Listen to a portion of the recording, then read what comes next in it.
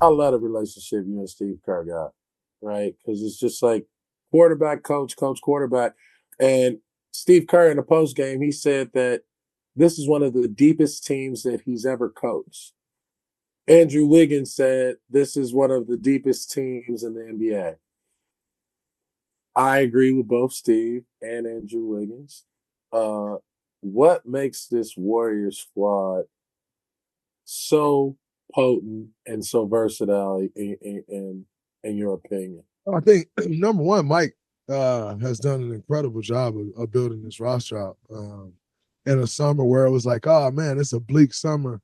Didn't get Paul George, didn't get Laurie Markkinen. Like the Warriors lost the summer.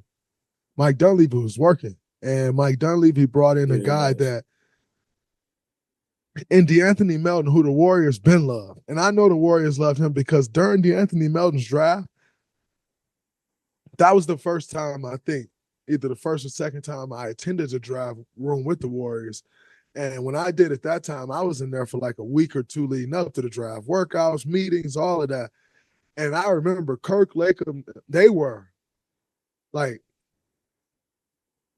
I remember Kirk in specific. Kirk kept coming to talk to me. Mm-hmm. He was huge on DeAnthony Melton. And Melt ain't play his last year at USC. You know what I'm saying? So that was kind of the Yep. only thing of like, man, but we don't really know. He haven't played, he didn't play this year, but blah, blah. But they were huge on Melton, come full circle 6 years. A guy who was with the Memphis Grizzlies when we played them in the playoffs, and they let him go after that. And we said then, like once they let him go, like, yo, that's a huge, huge, huge loss for them, man. Huge. The Yep, same for sure. for Kyle Anderson, another guy, yeah, UCLA Bruin. UCLA, LA. He comes in, a guy who we've been trying to get for a couple years. He went to Minnesota last year. We've been trying to get him for a couple years. Mike Dunleavy go out and get Kyle Anderson. Big, big, big pickup for us. Mm-hmm. Buddy Hield, we lose Klay Thompson. Need to get some shooting on the roster. Go out and get a Buddy Hield, who I don't know if people remember, but Buddy Hield was being compared to Steph coming out of college, coming out the way he was playing at Oklahoma. And now coming to play in this offense, 22 points last night, 5 made threes, 66% from the field. And I have no doubt that Buddy's going to continue to play like that because he's going to get man of the year. Exactly. He's going to get shots because the way our offense, the way he moves without the ball crazy. He's going to get shots.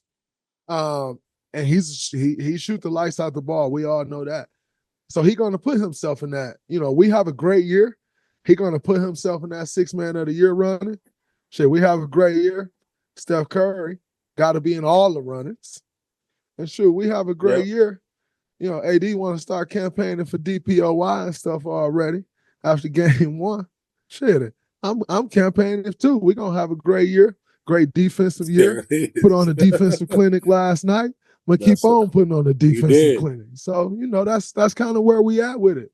But this team is so deep, man. Adding guys like that, and then the young guys coming along, Moses, J.K. that stepped into a starting role. You got Trace. Obviously, you got who I call Old Faithful. You got Loon. You know what I'm saying? Loon. You know what you're getting from Loon every day. I always talk about, another UCLA Bruin. You know what I'm saying? I always talk about his professionalism and like what you're getting from him every day. Like forget every night. You know what you're getting from him every single day, bro. And so definitely a deep team. I think the only team that I can really even try to compare to it as far as depth is our first championship team, our 2015 team. That team had crazy depth. Like Ian Clark ended up being a rotational player in the NBA.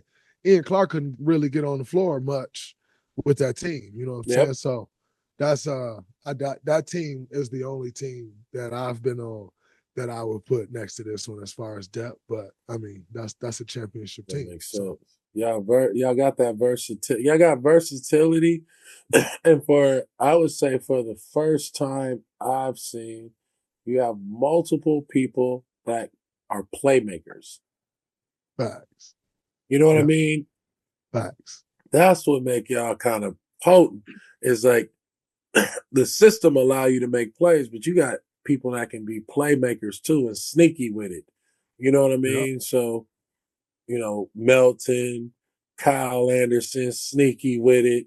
You know what I mean? You have these kind of like mobilized guys, and then you got guys who just make plays. Yeah. Loon, GP3, Kaminga, just because. You know what I mean? Absolutely. Trace, all of the pieces is Slow complimented, mo. man.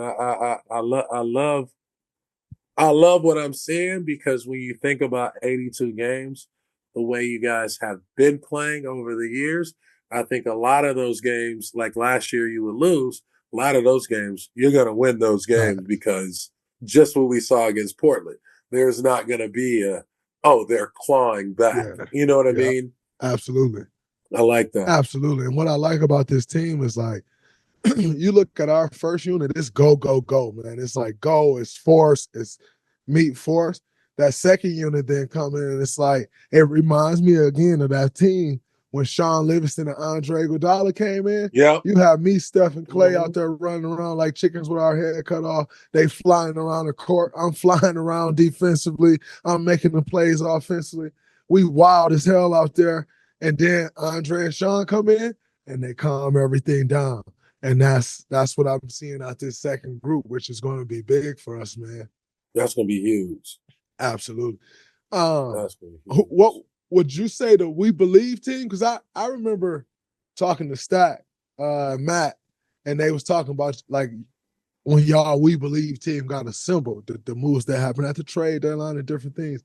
Would you say that's the one of the deepest teams you've been on, or was your Clippers team deeper? No, remember I wasn't on the Clipper team that won. I had Blake and DeAndre when they was rookies. So Blake, DeAndre, Eric Bledsoe, Eric Gordon, they was all rookies. Okay. But I say the Warrior team, the reason why it was similar, we was so versatile. Yes. Yeah. Right. And we was like 8 deep, but whoever that 9th or 10th person was somebody nobody was paying attention to, and we knew how to use them. You know what I mean? Absolutely. So the shit just started becoming like, we had like you think like a CJ Watson, like he coming in picking up full, changing the energy. You got Azubuike, he coming in, he could score. You know what I mean? And so Nelly was smart about how he kind of mobilized. You got Matt, who started, came off the bench some games. Al started, came off the bench some games. Peaches started, came off the bench some games. So it's a lot of interchange. It was like a lot of interchanging talent. But I would say, like, as far as depth, like we didn't have like a second five. Yes. You know what I mean? It was like we got 8, maybe 9, but we didn't have like a full second five. Okay. Like looking how y'all got like 3 different sets of teams, 3-4 sets of teams that you can put out on the floor. And still look you know what I mean? Still look like they're all starters. For sure. Man, we got Lindy Waters, who is not a part of the rotation right now, and could very much so be a part of the rotation. He played great in camp, even when he got in last night.